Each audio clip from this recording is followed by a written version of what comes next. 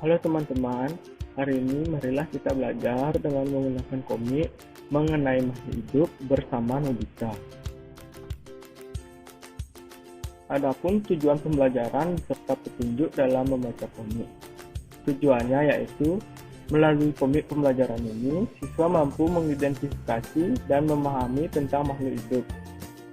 Kemudian, petunjuknya yang pertama, mulailah membaca komik dari awal hingga akhir komik pembelajaran ini. Kemudian yang kedua, bacalah dengan pelan balon kata yang muncul pada setiap tokoh pada komik. Kemudian yang terakhir, simak dan pahami percakapan dari setiap tokoh. Sebelum itu, saya akan mengenalkan tokoh-tokoh yang ada di komik. Yang pertama ada Nobita, yang kedua ada Shizuka, kemudian ada Suneo. Nah, langsung saja kita mulai alur cerita dari komik tersebut. Hai, saya Nobita. Hai, saya Shizuka. Halo, saya Suneo. Pada suatu hari setelah pulang sekolah, Nobita, Shizuka, dan Suneo sedang asik berkumpul di rumah Nobita. Mereka kebingungan untuk melakukan hal apa. Kemudian, Nobita mengajak mereka pergi ke taman di dekat danau untuk bermain dan belajar mengenai makhluk hidup. Hai teman-teman, hari ini enaknya kita ngapain ya? Bagaimana kalau kita bermain sambil belajar mengenai makhluk hidup? Wah, benar kata Nobita. Kalau kita pergi ke taman, kalian setuju tidak? Di sana banyak ada bahan untuk dijadikan objek, di antaranya ada tumbuhan dan hewan. Wah Suneo, itu ide yang sangat bagus. Dengan adanya objek, kita bisa belajar lebih gampang. Tunggu apa lagi? Ayo kita bergegas ke sana. Ayo. Kemudian, Nobita, Shizuka, dan Suneo bergegas untuk pergi ke taman. Tibanya di sana, Suneo memulai percakapan mengenai makhluk hidup. Nobita, menurutmu, apa sih makhluk hidup itu? Nah, jadi makhluk hidup itu adalah setiap entitas individual yang bisa menjalankan fungsi-fungsi kehidupan. Benar ini katakan Nobita.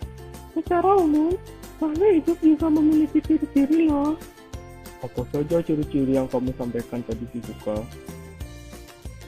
Jadi ciri-ciri tersebut yaitu yang pertama bergerak, kemudian bernafas, tumbuh, berkembang biak dan beradaptasi, makan, mengeluarkan ketika peka terhadap rangsangan.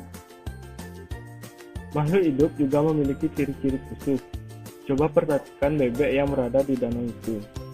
Paruh bebek yang berbentuk seperti sudu itu berfungsi untuk memperoleh makanan di air. Bulunya juga seperti berlapis lilin yang berfungsi agar tidak basah saat berenang. Kaki bebek juga berselaput yang memudahkan mereka untuk berenang. Coba kalian lihat, di sebelah bebek ada eceng gondok. Eceng gondok juga memiliki ciri-ciri khusus yaitu memiliki batang yang bergelembung yang berfungsi untuk mengapung. Kemudian eceng gondok juga memiliki akar yang sangat lebat yang berfungsi untuk menjaga keseimbangan. Wah, iya Shizuka, bener banget. Seru ya belajar langsung ke alam. Terima kasih teman-teman. Sekarang aku bisa tahu mengenai makhluk hidup. Hai, apa kalian sudah mengerti tentang makhluk hidup? Kalau belum, ayo dibaca lagi dari awal. Selamat belajar. Terima kasih juga untuk teman-teman yang sudah belajar. Terima kasih juga untuk teman-teman yang sudah belajar bersama kita. Semoga ilmunya bermanfaat. Nah, sebelum mengakhiri pembelajaran menggunakan komik, ada pun ringkasan materi, yaitu Nobita, Shizuka, dan Suneo belajar bersama tentang makhluk hidup. Makhluk hidup adalah setiap entitas individual yang bisa menjalankan fungsi-fungsi kehidupan.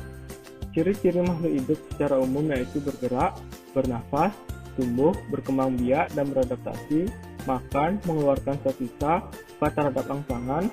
Setiap makhluk hidup juga memiliki ciri-ciri khusus yang berbeda-beda. Sekian pembelajaran menggunakan komik. Terima kasih.